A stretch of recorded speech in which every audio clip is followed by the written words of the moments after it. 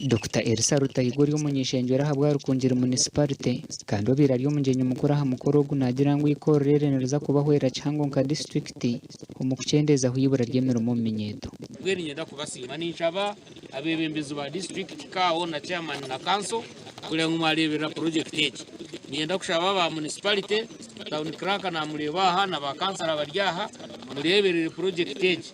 David Duli kurwa mu kitongore cya World Wide Fund nagira ngo ikorere neza kubandiye tenge metero kumare cyashabira abantu barukungira ko yongera kubyara emiti nuko kibahwera ubutaba huyibura ry'embaho.